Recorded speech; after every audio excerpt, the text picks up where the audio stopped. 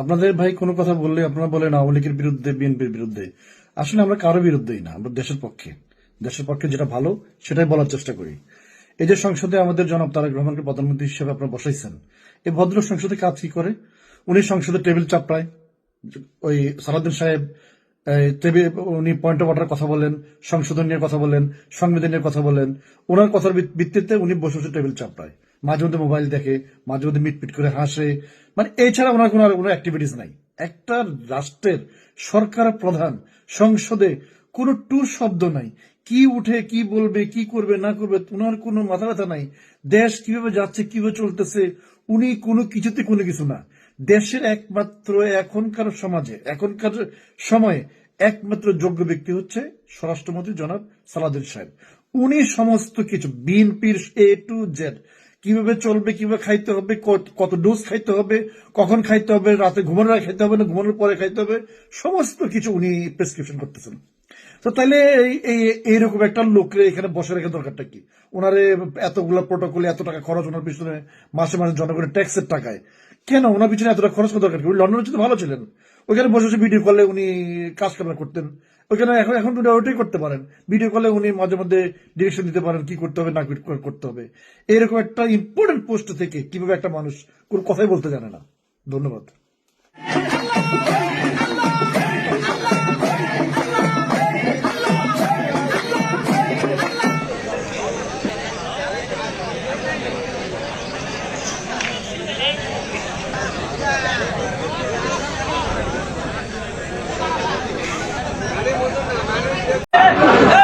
টাঙ্কি খুলে তেল দেওয়া যাবে না।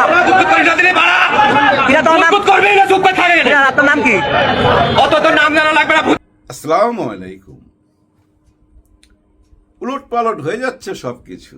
হ্যাঁ, কেউ কোনো কথা রাখতেছে না, সবাই কেন জানি অতীত ভুলে যাইতেছে। ওই যে বাংলা সিনেমায় দেখেন না, গাছের সাথে ধাক্কা খায়া অতীত ভুলা যায়, ঠিক তেমনি সবাই অতীত ভুলা গেছে। আমাদের নেতারা, যেসব নেতারা অন ক্যামেরায় যা কিছু বলছে এখন সেগুলা নিজেরাই মানতেছে না। আমি জানি না ওনারা নিজেদের ভিডিও নিজেরা দেখে কিনা, বিশেষ করে এই সংবিধান নিয়া, জুলাই অভ্যুত্থান নিয়া, শেখ হাসিনাকে নিয়া, আওয়ামী লীগ নিয়া যেসব কথা ওনারা একটা টাইমে বলছে, এখন কিন্তু তা মানতেছে না। পুরাটাই পল্টি খাওয়া, হ্যাঁ পুরাটাই পল্টি খাওয়া গেছে। যাই হোক, সংসদ ভবনের দিনে দিনে কিন্তু আকর্ষণ বাড়তেছে, চাহিদা বাড়তেছে, হ্যাঁ ভাই, সেল বাড়তেছে, মানে ভিউ বাড়তেছে, কারণ ওইটার ভিতরে এক নাটক তৈরি হইতেছে। গতকালকে একটা নাটক দেখলাম, সেটা কেমন জানেন? জুলাই যোদ্ধারা আসছিলেন, ওই যে মেহমান খানায় বসছিল, ওনারা নাকি জুলাই সনদপত্র চায় না, এরকম কিছু। আবার আন্দালিব পার্থ কথা বলতে যাচ্ছিল, পিছন থেকে ভুয়া ভুয়া এরকম আওয়াজ শোনা যাচ্ছিল, স্লোগান শোনা যাচ্ছিল। দেখেন সংসদ ভবন ধীরে ধীরে ধীরে ধীরে কোন দিকে যাইতেছে। আমি তো বিদেশের অনেক সংসদ ভবনে ভাই মারামারি দেখছি, হ্যাঁ চেয়ার ছোড়াছুড়ি দেখছি, এরে ও দৌড়াইতেছে। আমি জাপানেও দেখছি, ইন্ডিয়াতেও দেখছি, বহু জায়গায় এরকম ঘটনা দেখছি। বাংলাদেশে এরকম ঘটনা ঘটে নাই। আল্লাহ যেন এরকম ঘটনা না ঘটায় ভাই, দেখতে ভালো লাগবে না তো, তাই না? আর এটা একটা পবিত্র স্থান, এরকম অপবিত্র কাজ হোক এটা চাই না। তারপরে ভাই ওই ভুয়া ভুয়া ওইটা শোনার পর, এটা তো ভাই হলো ভয়েস মব, হ্যাঁ ভয়েস দিয়া মব সৃষ্টি করা। ওইটা যখন শুনলাম তখন মনে হইলো ফিজিক্যালি মব হয় কিনা, এরকম ভয় আসি ভাই। কারণ কি জানেন, যে কোনো সময় আপনি মেজাজ হারাইতে পারেন। কারণ আপনি দেখলেন আমি 5ই আগস্টের সঙ্গে সঙ্গে আমি যেসব কথা বলছি, ঠিক কিছুদিন পর আমি ওই কথাগুলো মানতেছি না। তাহলে আপনি মিজাজ হারাবেন না আমার উপরে, যাই মিয়া তুমি মিথ্যাবাদী, এর আগে কি কইলা? আর আমি যদি বলি আমি বলি নাই, আপনি তো ভিডিও দেখাই দিবেন, প্রমাণ আছে তো। এরকম শত শত প্রমাণ থাকার পরও কেন জানি ওনারা চেঞ্জ হয়ে গেল, ওই কথার মধ্যে থাকতে পারলো না। এখন এই জন্যই মনে হয় প্রেশার আছে ভাই, চাপের মধ্যে আছে। চাপের মধ্যে আছে বোঝা যায় কিভাবে? দেখেন, এই সংসদে একটা নিয়ম আছে, বিরোধী দলের নেতা কোনো কথা বললে সরকারি দলের নেতা সেটা জবাব দিবে। কিন্তু আমরা প্রথম থেকে একটা জিনিস দেখে আসতেছি, সরকারি দলের নেতার পক্ষে হ্যাঁ, সরকারি দলের নেতার পক্ষে আমাদের স্বরাষ্ট্রমন্ত্রী মহোদয় বক্তব্য রাখে, এইটাই আমরা বারবার দেখতেছি। কিছুক্ষণ আগে একটা ভিডিও দেখলাম, এটা নিয়ে বিরোধী দল থেকে প্রতিবাদ করছে যে মাননীয় স্পিকার এইটা কি, উনি কেন জবাব দিবে? আমরা তো জানতে চাই, মাননীয় প্রধানমন্ত্রীর মুখ থেকে কিছু শুনতে চাই, উনি কিছু বলুক, কিন্তু ওনার হয়ে কেন আরেকজন কথা বলবে? এরকম একটা ইঙ্গিত দিছে। আমরা আগে দেখেছি যে বিরোধী দলীয় নেতা সবসময় আমরা বাইরের থেকে পার্লামেন্টে আমি এবার নতুন, কিন্তু দেখেছি অনেকবার বিরোধী দলীয় নেতা বক্তব্য রাখার পর সংসদ নেতা বক্তব্য রাখেন সাধারণত, কিন্তু এবারই দেখতেছি একটু ব্যতিক্রম।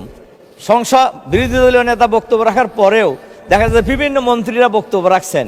এটা কি আবার নতুন সংস্কৃতি চালু হলো কিনা, আমি এটা একটু জানতে চাচ্ছি আর কি। ধন্যবাদ মাননীয় সদস্য।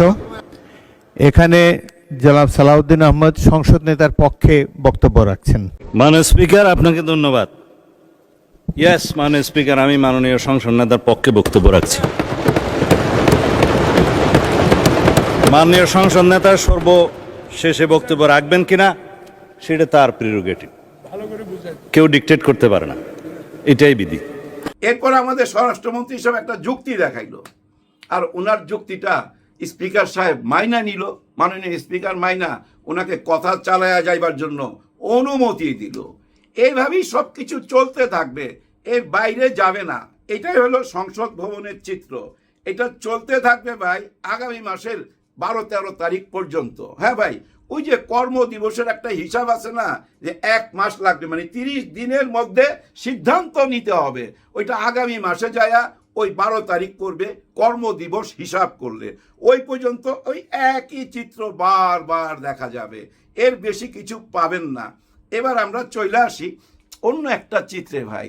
কিছু খণ্ড খণ্ড চিত্র জোড়া দিলে দেখবেন একটা স্টোরি দাঁড়ায় গেছে। এর মধ্যে আমাদের পাটোয়ারি, নাহিদ ইসলাম, ওনারা কিন্তু হজে গেছিল। হজে ওনারা দুজনে একসঙ্গে গেছে কিনা আমি জানি না, তবে দুজনে হজে গেছে। হজের থেকে নিশ্চয়ই মদিনায় গেছে, আর মদিনায় যাওয়ার পথে নিশ্চয়ই শহীদ প্রেসিডেন্ট জিয়াউর রহমানকে ওনাদের মনে পড়ছে।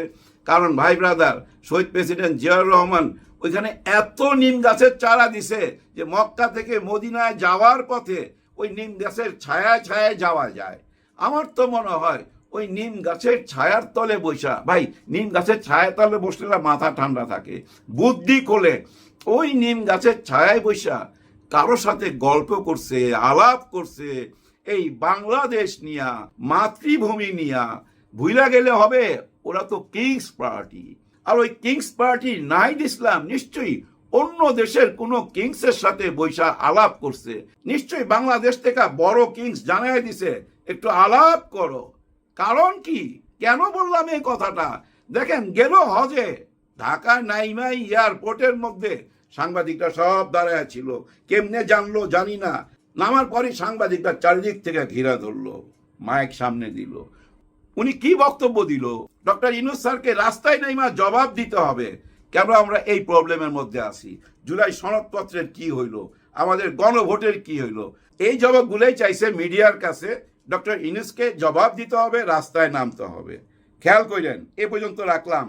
এরপরে দৃশ্যে আসেন, হাম নিয়ে একটা কথাবার্তা।